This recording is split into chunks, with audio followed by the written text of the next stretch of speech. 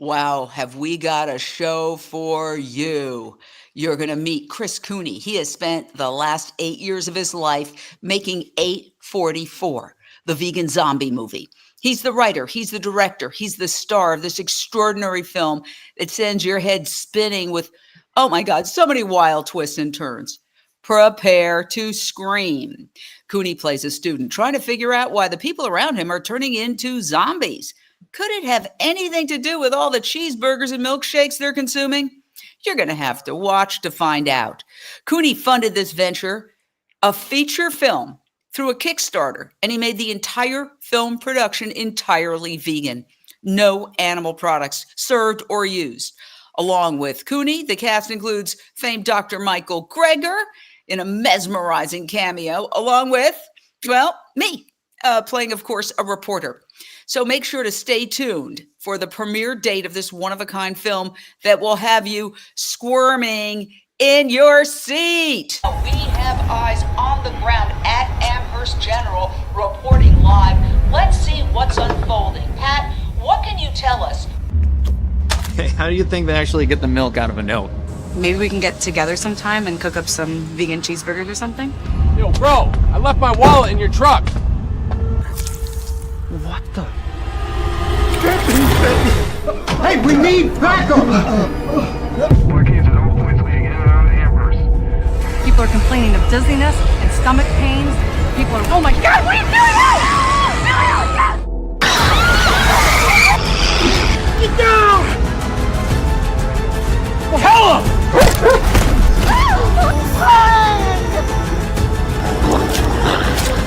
Wait, that's gotta be it, right?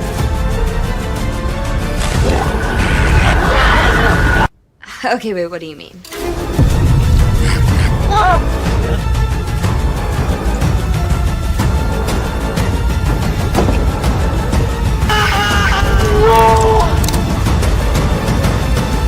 So, don't eat animals, fools.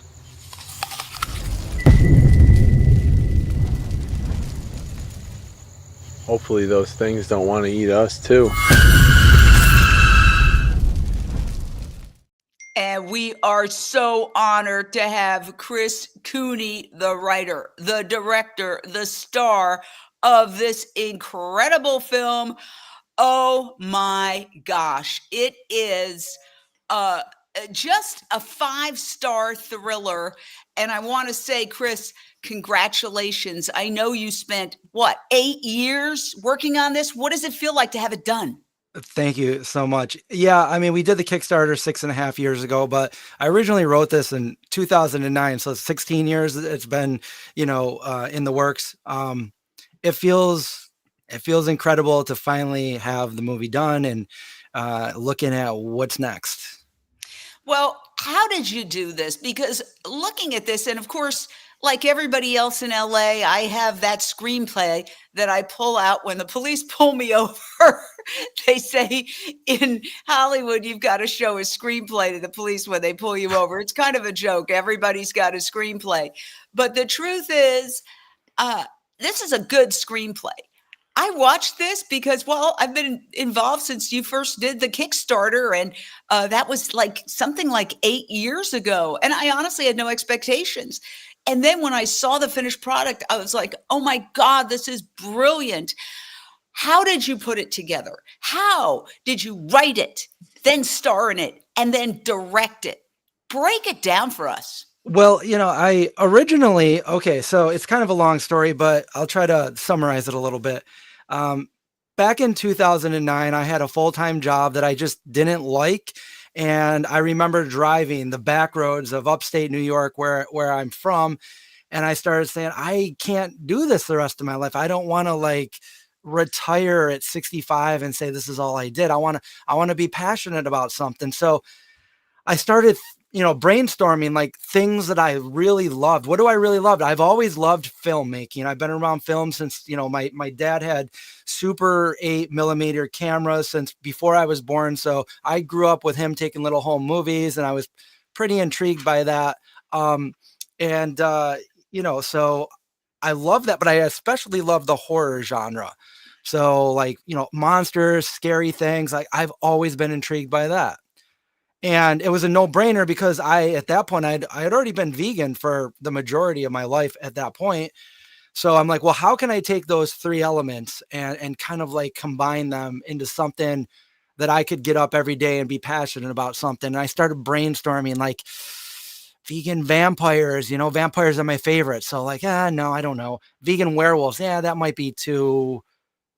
And then I had an idea, the vegan zombie, where I had a whole idea for a zombie apocalypse that was brought on by the meat and dairy that people were consuming. So I went home and I grabbed a pencil and a notepad and I began writing out a script. And I wanted to make this movie. And at that point, like I wasn't like a professional movie maker. I just would put two VCRs together. And I remember one of the first videos that I ever put together was a skateboarding video in the 90s.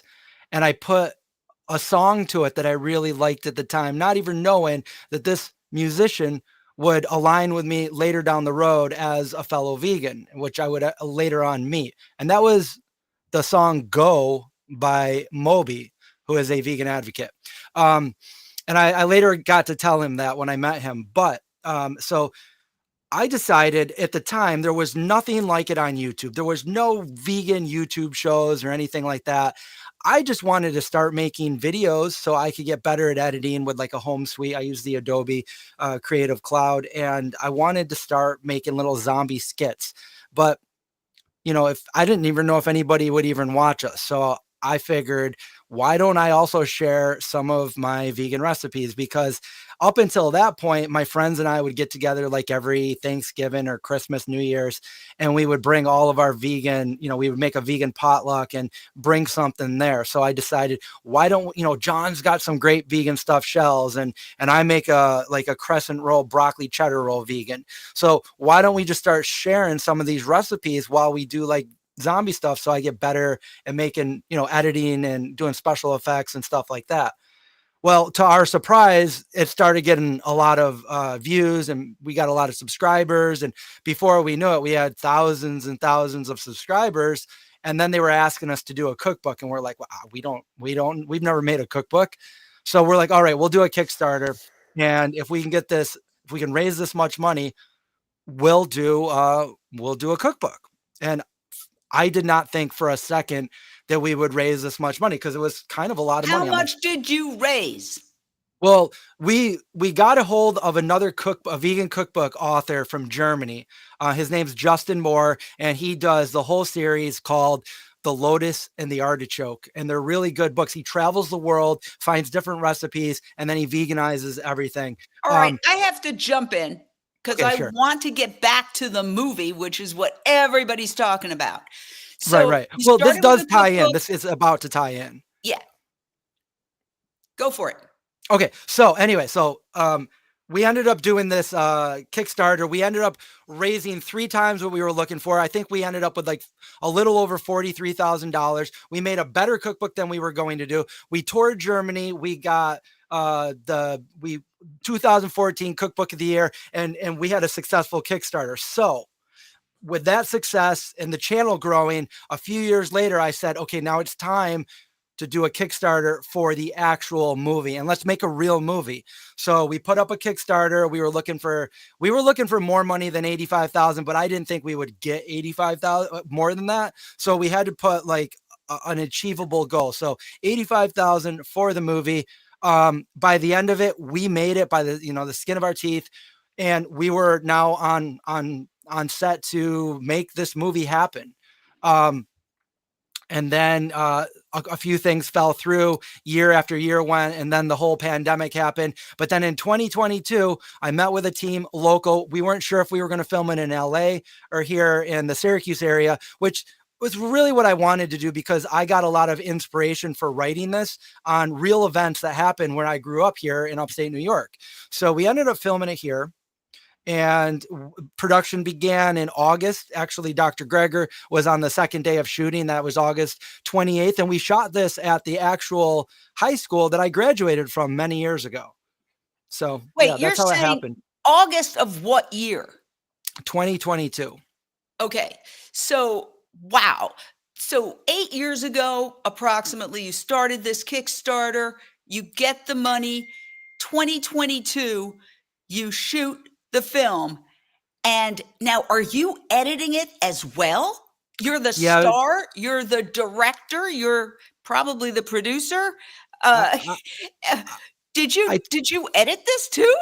I took on like so many roles for this project. I did all the pre-production, the casting. Like I was like overworked like crazy. And when it came down to it, after we were done with production, our budget was so low at that point that I couldn't really afford to look out for hiring anybody else to do the post production. I did hire an amazing guy named Rob Acasella who did all of the sound design. Amazing, by the way. I did, in fact, do all of the editing myself. I did the special effect, the visual effects, the color grading, and where it is now. So the post production was done by myself and Rob. I want to just hats off, like unbelievable, because I did not have expectations. When I looked at this, I thought, well, let's see. And it's so good. And I'm not just saying that to blow smoke. I had so much fun watching this movie. I completely forgot that I was watching it for a purpose, like, oh, I've got to sort of review this film because it's a vegan event in the vegan community, and we covered that here at Unchained TV. I totally forgot all that. I was just watching this squirming, because what I love about it is how you build up slowly. Like, how did you learn that? And I'll play a clip from the first part of your trailer to give you a sense for those watching of how, well, yeah, it doesn't just start with like the zombie apocalypse. There's a buildup, which I think makes it more exciting. So let's play that first part. Sure.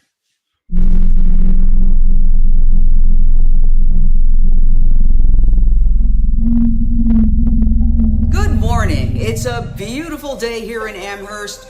We do have some breaking news to report. There are several reports of what appears to be a stomach bug going around. Now, experts are not quite sure of the cause, but an investigation is underway. You are being advised to use discretion and stay home if you aren't feeling well. I'll be back. Cell mutations. If we consider a virus to be similar to a eukaryotic cell, where would the actual mutation originate? Is there something important outside, Harley? Never mind. I guess it's nothing. Seems like a ghost town in there. Everyone's going home sick or something.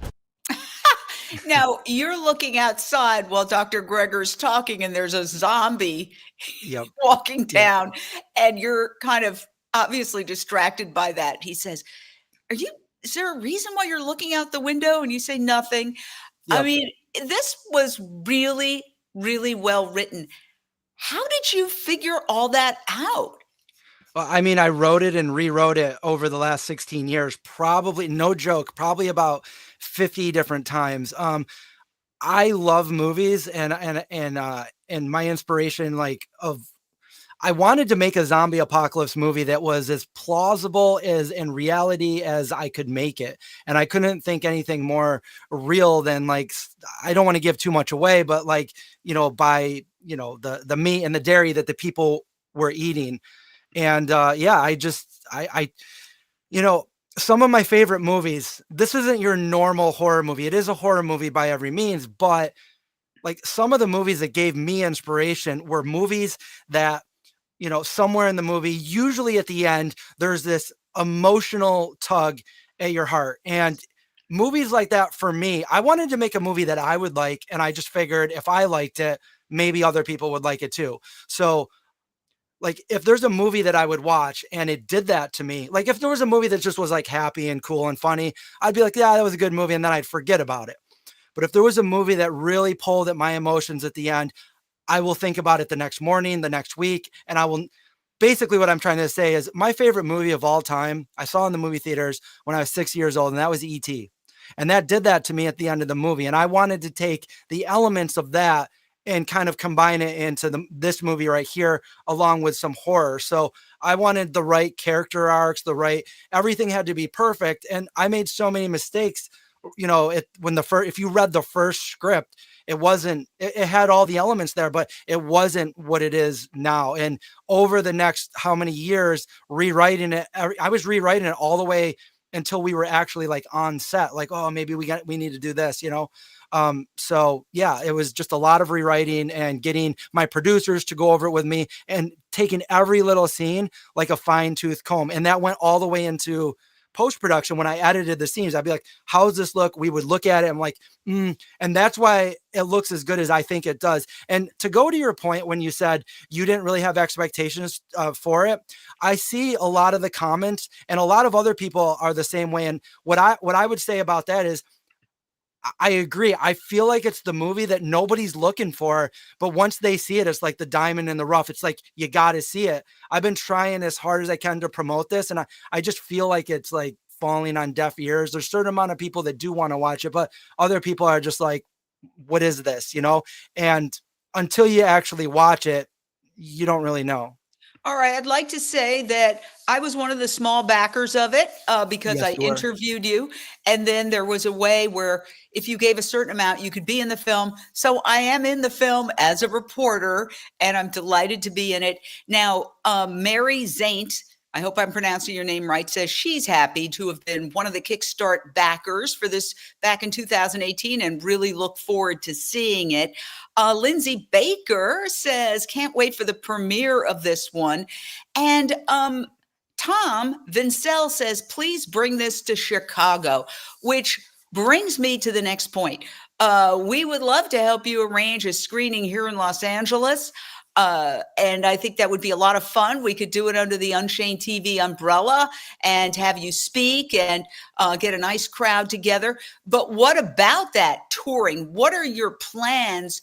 Obviously, everybody wants to have their film on Netflix, but not always does that happen, to put it mildly. So what are your plans for this film in terms of physical tours and distribution? Well, we're obviously trying to get distribution right now. We've looked at a couple like horror distribution platforms, streaming services, but we're also submitted to several film festivals that we're still waiting on to see how that pans out through 2025.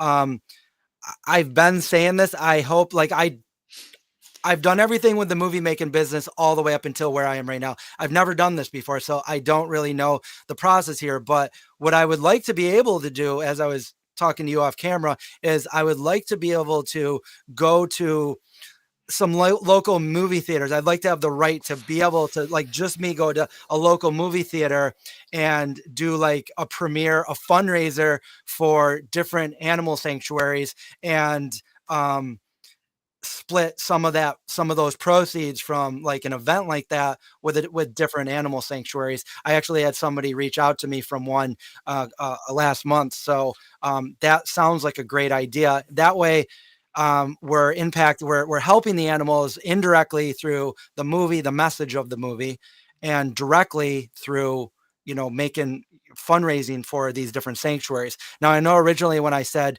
I was doing this, that a certain amount of the points, if it were to make a lot of money, would go to a few different sanctuaries as well. And that's still in the plan, but I don't know if the movie will make any money at all. So I'm still new to this, and I would like it to get some distribution like that. I know it's on your platform right now as far as the trailer goes. We were talking about that, but that's what our goals are right now, is ultimately to get some kind of distribution, but also retain the right to be able to travel to different local movie theaters to potentially do some fundraising that way. Sure. And I point out, not all distribution is created equally, because sometimes where they distribute to is like, Timbuktu, you've never heard of it. Nobody's ever going to see it. So just getting distribution is not necessarily the ultimate goal. It's what kind of distribution. Just word to the wise. So I have to say, people are super excited about the idea of screenings in person. So we have somebody, Tiffany, a premiere in LA. Karen LaCava. Okay. And here's the ultimate compliment. Chris, I do a biannual vegan horror event in LA. Would be happy to help promote the film in some way.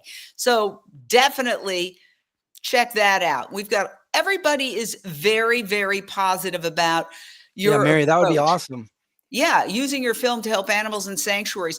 What I would say is, whatever city or town you're going to, help the sanctuaries in that area, because people have a connection to their local sanctuaries.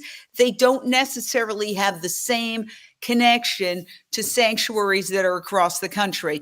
I've experienced that firsthand because Well, that's the idea. Yeah, that's the yeah. ideal is go to where they are, do like a local screening, and then split up proceeds for that specific. So the event would be like a pre-sale for whatever sanctuary. Like the guy that reached out to me is in Virginia. I would go down there. We would do an event. It could be like a 2 o'clock and a 6 o'clock, and proceeds would be split between the sanctuary and me and the producers. So, And we're getting come to Dallas, Texas, please.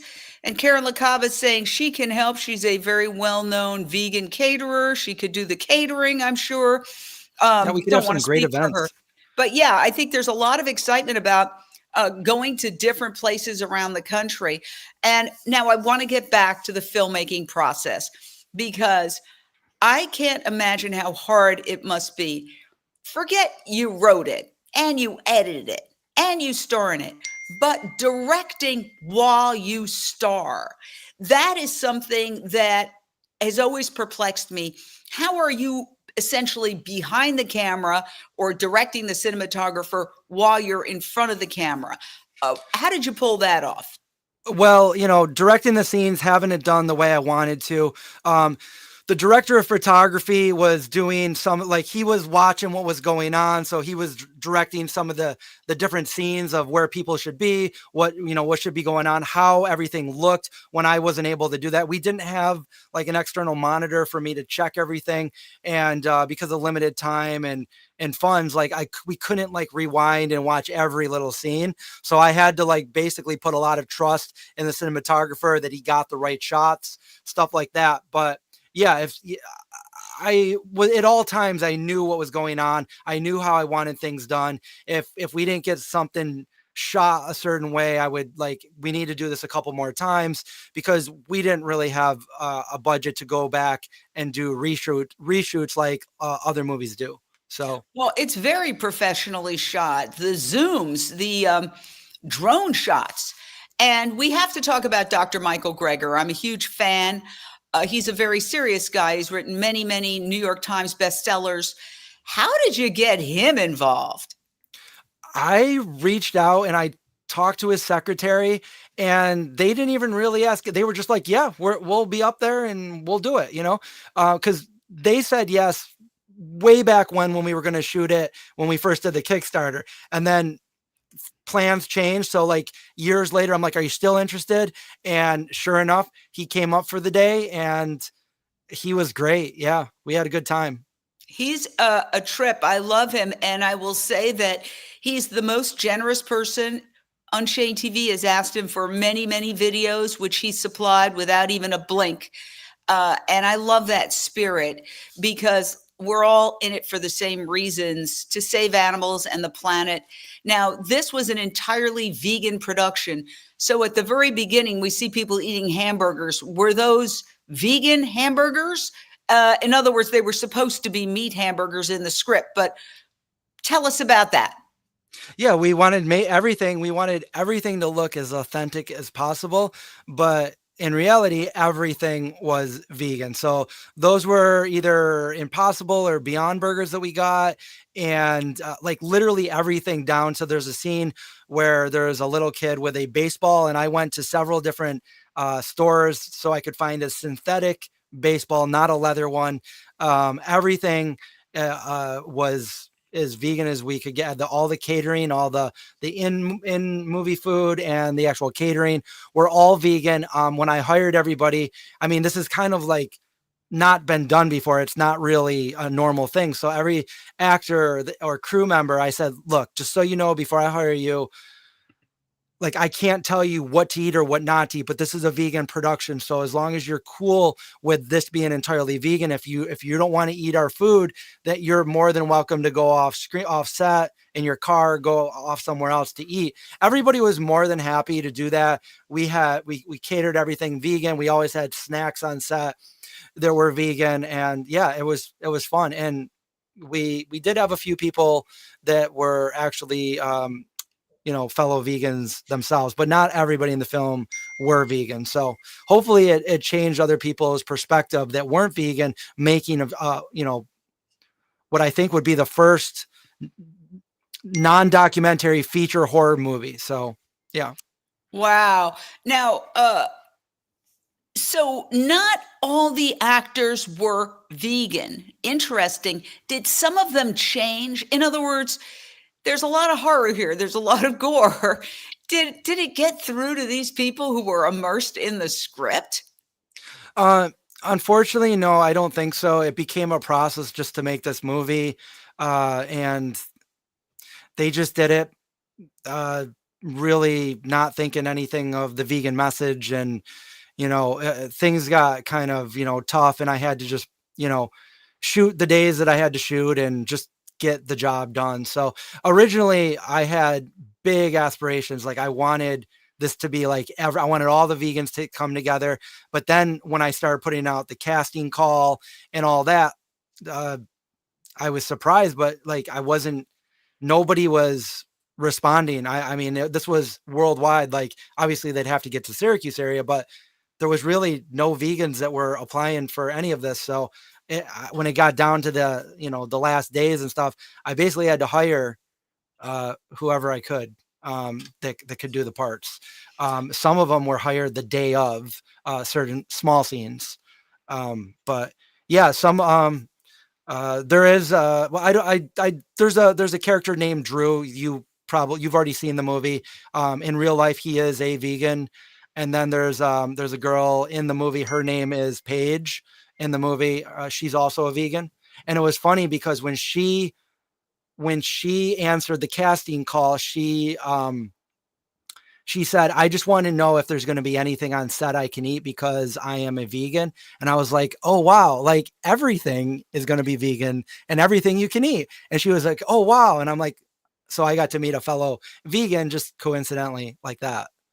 Now, this may seem obvious. First of all, everybody wants to know, what does A44 mean? I have a feeling you don't want to give that away because I can't give that away. You got to watch the movie. Yeah. Exactly. You've got to watch the movie.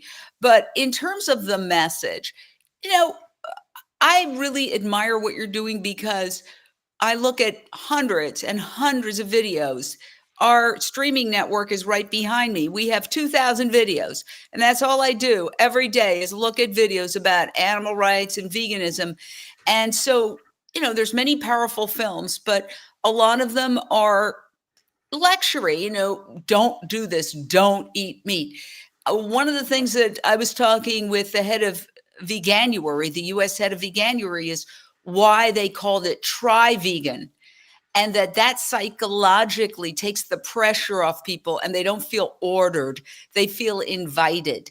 So messaging is so crucial, how we approach telling people, hey, you should try this other way of life for your own health, for the planet, for the animals, for a gazillion reasons. If you want to end world hunger, if you want to end water pollution, ocean desertification, we could go on. But the point is that the medium is the message, as Marshall McLuhan said. What I love about your film is that you're being entertained, so you don't even realize you're getting a message. But what is the message? Well, as you know, like, I wanted the message I wanted this to be a standalone horror movie. And I would just expect that since it is a pro-vegan message movie, that most vegans would support that. Even people that just don't like horror movies, maybe they're like, well, I'll support the movie, whatever. I wanted to make this for like the horror fans that aren't vegan, because as you already know, you already saw the movie, but I wanted the message to be there where you don't really hear the message until you're already like connected, to certain characters, where it's like, in order to like say no to this, you're kind of like, at that point, you're kind of lying to yourself if you say no at that point. And then the message comes in and you're like, oh man, I didn't really think of it like that. Or so, yeah, there's a character in this movie, which I don't want to give away, that hopefully most people fall in love with right away. And at that point, you're basically being hypocritical not to, connect the dots at that point. But I did want to do this like as an entertainment movie. I'm not expecting everybody to go vegan after seeing this movie. And really all my, I just want people to watch the movie and enjoy the movie. I do think that some people will have different choices. They'll make different choices after watching. And yeah, maybe some people will go vegan after watching this movie. But it's just my way of doing something differently, rather than telling or somebody to do something, basically showing something that's fun and entertaining. And then the message just comes in there. And hopefully I did a good enough a job with, what I was explaining earlier, the emotion, tugging at your heart, by the time the movie wraps up, that, it's kind of hard to just like say, okay, let's go out for burgers at that point. We have eyes on the ground at Amherst General, reporting live. Let's see what's unfolding. Pat, what can you tell us? Hey, how do you think they actually get the milk out of a note? Maybe we can get together sometime and cook up some vegan cheeseburgers or something. Yo, bro, I left my wallet in your truck. What the? Hey, we need backup! Located at all points leading in and out of Amherst. People are complaining of dizziness and stomach pains. People are, oh my God, what are you doing? Get down! Tell him!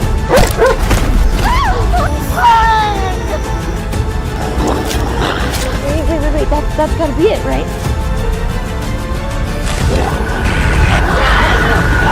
Okay, wait, what do you mean?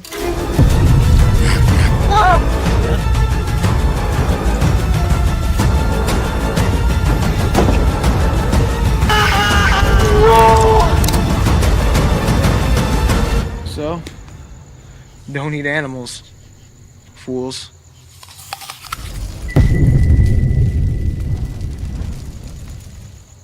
Hopefully those things don't want to eat us too.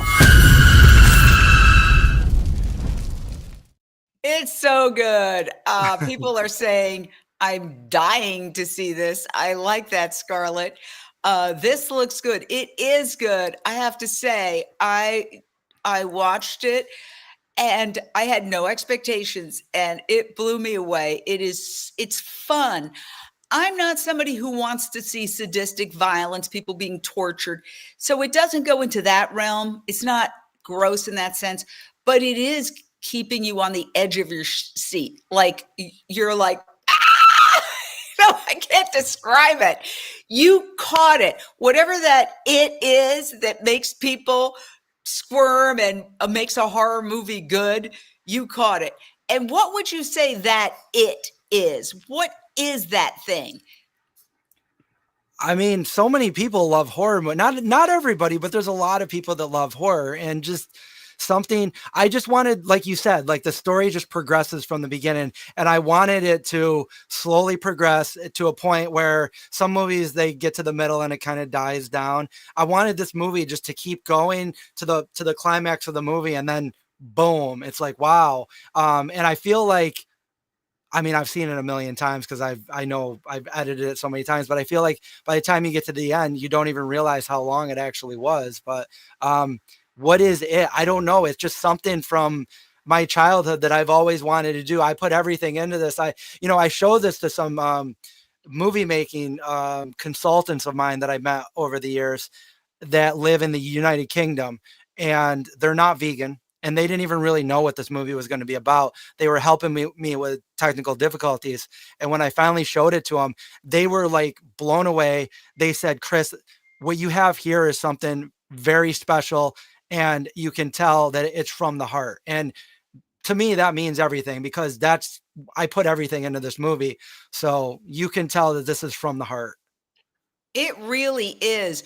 Okay, I want to ask about mistakes, blunders, things that you can teach us to avoid.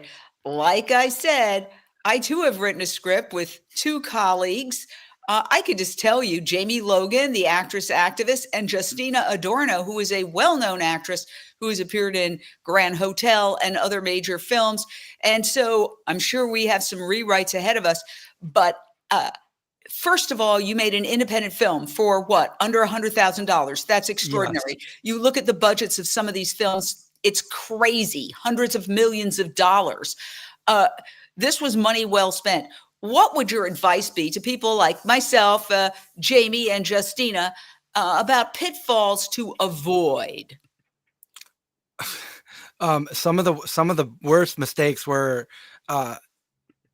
in the contracts. So make sure your contracts are ironclad. Most of the budget will probably go towards actual cast and crew. There were some continuity errors, so we did our best for that, and I think I did. You can still find some, but I'm okay with it. I feel like, like we'll have fun like finding some continuity errors, but for the most part, I was able to fix most of them.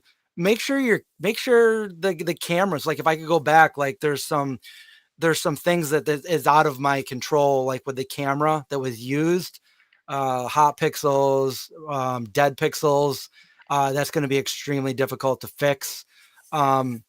Just make sure you're communicating very well with the rest of your team, and scheduling is extremely difficult with that many people, especially when you're doing an independent thing and it's not their full-time job, trying to get everybody together on a certain day and then hope it doesn't rain. So yeah, have a team. Unfortunately, I had to do a lot of this stuff myself or with my producer who happens to live in the UK. So she wasn't able to be here to help in person. So we had to like communicate that way. So there's a lot of things that, I will tell you that all the difficulties I went through, it feels so much better now than knowing that I've done and I got through it. And I think I've learned so much more because of these difficulties that I just would not allow to happen in my second film. So let's talk about second film. You brought it up. Where do you go from here? Are you going to do a sequel, or is it going to be something entirely different? Well, I mean, I definitely want to do something. I want the doors to open up and be able to do another film. But I would definitely want a proper budget for that one, because I did not pay myself at all for this. So all these years I've been working full-time hours, I've not taken any money. So I've pretty much, driven myself into extreme poverty right now. So I'm hoping I have another chance with another movie with a real budget. They say that if you prove successful on a first movie, then you could possibly get proper funding to make a second movie. I would hope that would be the case. You've seen the movie, so you know that people are probably going to want a sequel to this movie. And they had to come out to make this movie the time frame that it is, but there's more that in my head that I've already written out, all those years ago. Like I know what happens next, so I need to, put that on paper so people can see a sequel to this movie. Yes. So over the years, since you sat in this very spot with me when we announced the start of the Kickstarter, I got updates from you. And I'll be honest, at one point, maybe 5 years in, I was like, what's going on? Is this ever really going to get made? And you would send updates saying, don't worry, it will get made. But over the course of 7, 8 years, what were your low points? What were the moments where you wondered to yourself, is this going to get made? Because every biography I have read of people who achieved extraordinary things, there's always this moment where it seems like it's all falling apart. And the people who power through are the ones who are the change makers. Yeah, it wasn't easy making this movie. And I there's a lot that I haven't made public. But when it was done, I was like, what just happened? But I don't want to get into all the negatives about that. I didn't touch it for like a little while because I literally couldn't. I couldn't even look at it. That's how bad things were. Um, and then I told myself I need to do this no matter what. And I just started working on it every single day until it was done. And I did. I worked on it for like a little over a year straight, almost every single day, 8 to 14 hours. And I did all that myself until it was done. And yeah, What do there you was do there, when you're not making films? What is your day job? well, YouTube. I've been doing YouTube for 16 years. I'm one of the oldest running vegan YouTube channels in existence. So that's your One, full-time job. well, that's what it.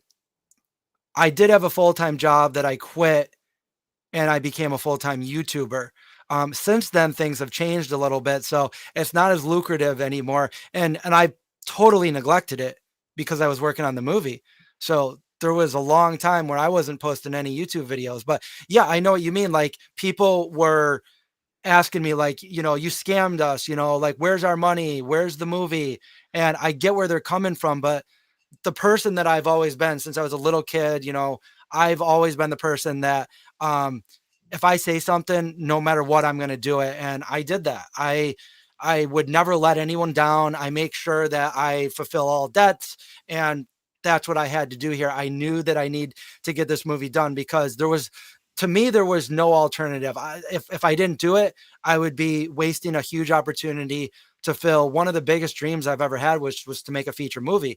And I wasn't going to let that happen. So I just did what I had to do. And I rose above all the challenges that were there. And, there was times that I was like, I don't know how I'm going to make a movie out of this. And I can say now that I'm very happy with the way it came out. Hey, we've got Jenny Desmond watching from Liberia, another one Ooh, of my heroes, and she says, "Great work." And thank talk you. about perseverance and sanctuaries. What they've done with Liberian Chimp Rescue is extraordinary. They're taking care of more than 100 chimpanzees who are abandoned on their own. And there's so many people doing such incredible work in this movement. And I love the fact that everybody is sticking together on this one. Like sometimes we have, a guest on and people are like, why do you have to do it that way? Why do you? And I always say, "Yeah, then you go do your own thing. Don't criticize them. Do it your way." It's so important that we gather together in the vegan movement. I always say, anytime we're fighting, the other side's applauding because that's what they want. Maybe we can all come together around a film like this because it's fun. And the fact is, and I'll say this, I've learned it myself, we need to have more entertaining content in this movement. People need to laugh, and laughter is one way that the resistance is dropped. When people are laughing, their resistance to an idea drops and they become open-minded. What would you like to say about that, Chris? Well, we do have elements of comedy in this. Like we don't take everything so seriously that it's just so serious. But there are elements of comedy in this movie, and we wanted to just entertain. There is definitely a message there.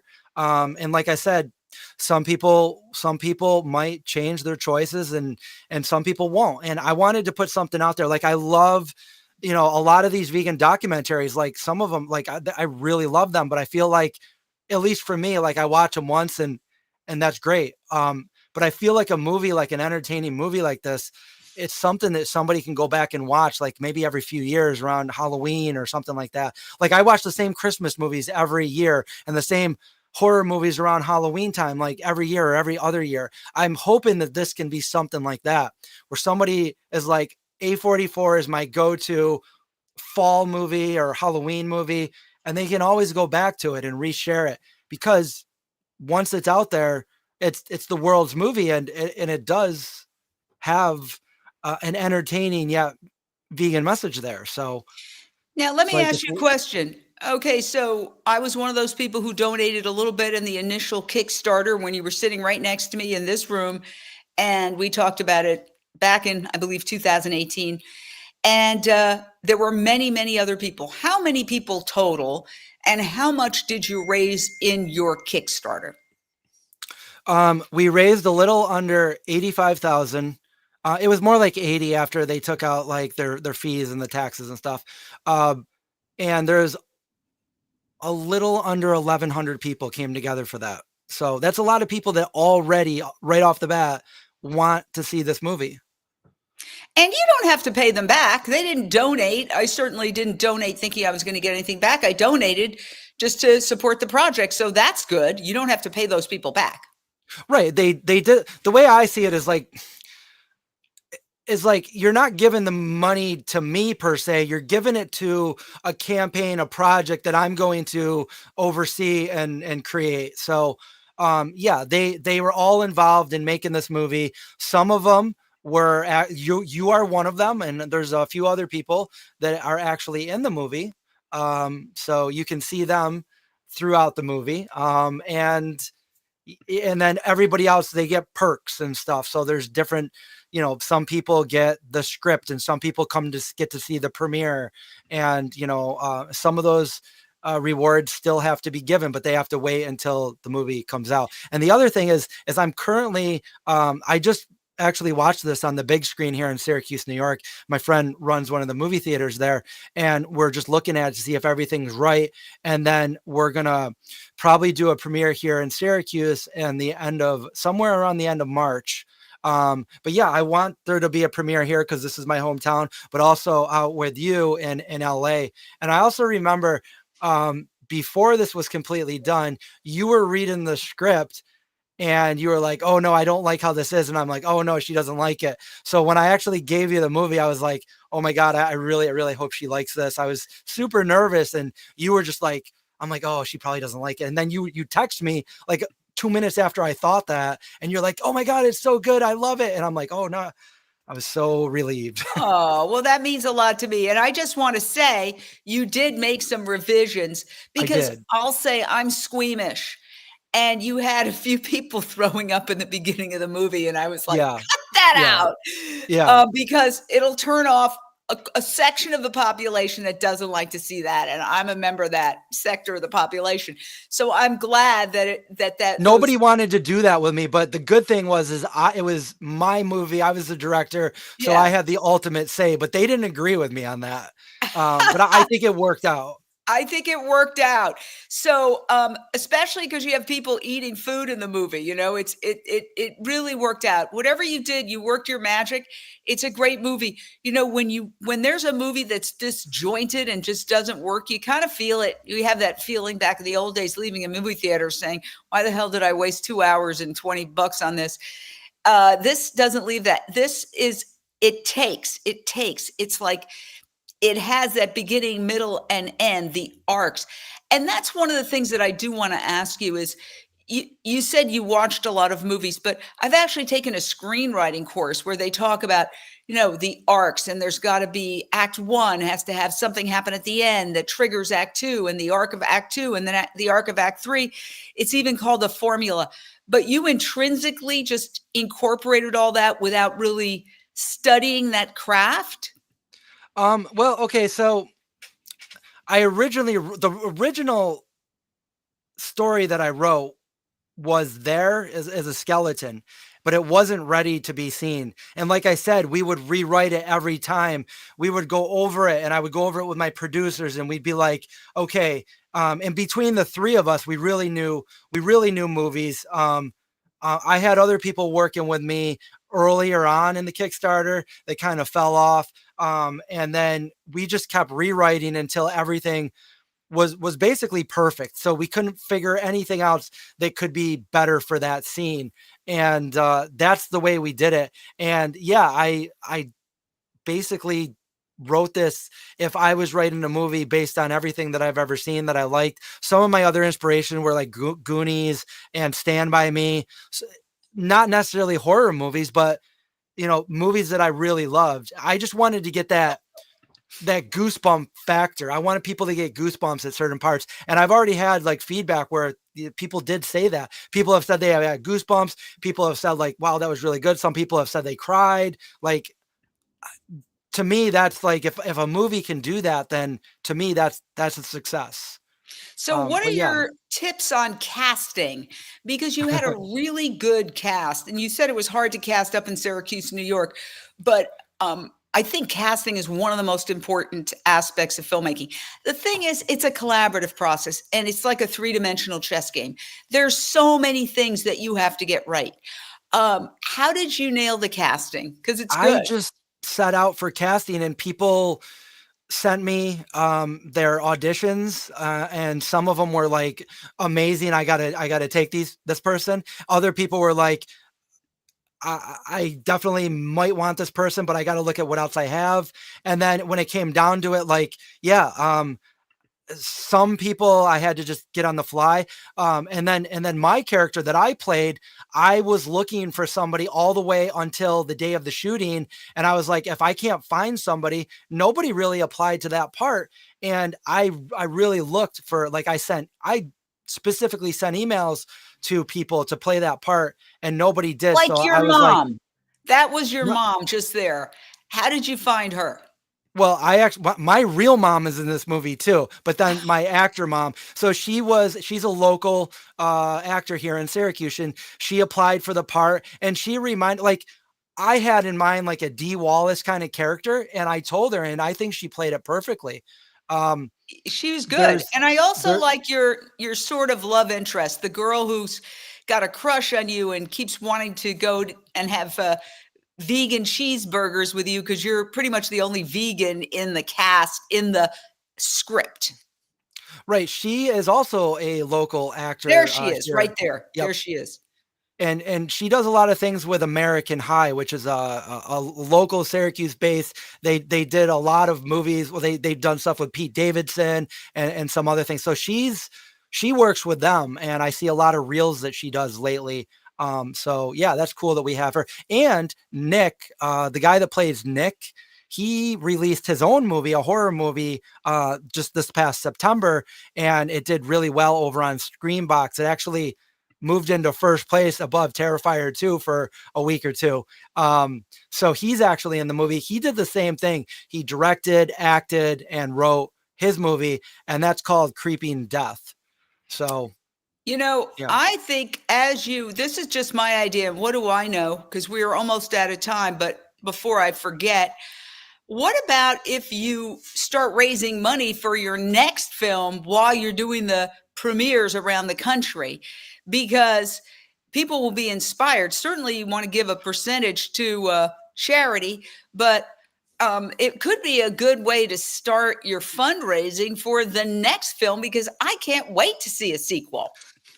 So I know that you're saying that because you watched it, but I feel like I'm not going to be able to raise what I could raise without people seeing the movie yet. Like I said, I feel like it's the movie nobody's looking for until they watch it. So once people see it, I feel like we have a way better chance of being able to raise money for a second one than if I did it right now. People might be like, well, I don't really even know what this one looks like, so I don't know if I'll hold off, Is there a website where people can go to learn more about the premieres? The premiere. Well, they can follow me over an A44 movie. We have a website which is pretty much like 95% done. It's called a44movie.com. There you go. It shows Okay. everybody on there. It shows social media, all that stuff. A44movie.com. Easy to remember because that is the name of the film. Chris, I just want to say I am super impressed. I think you're absolutely amazing. We're just about out of time, but I love your perseverance. I love your attitude. I love the finished product. And I'm really humbled and grateful to be a little part of this venture, a very small part, but I'm excited.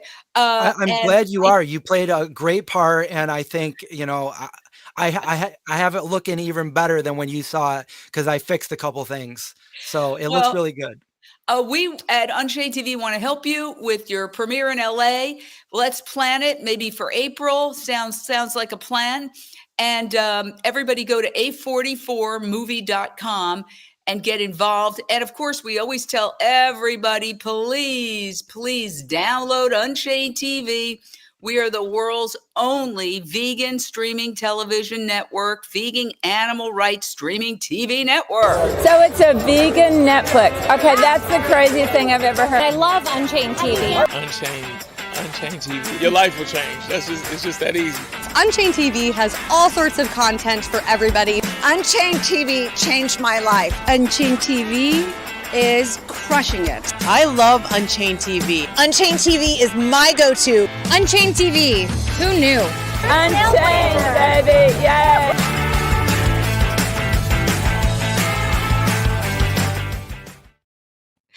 All right, we're done. Thank you, Chris. This was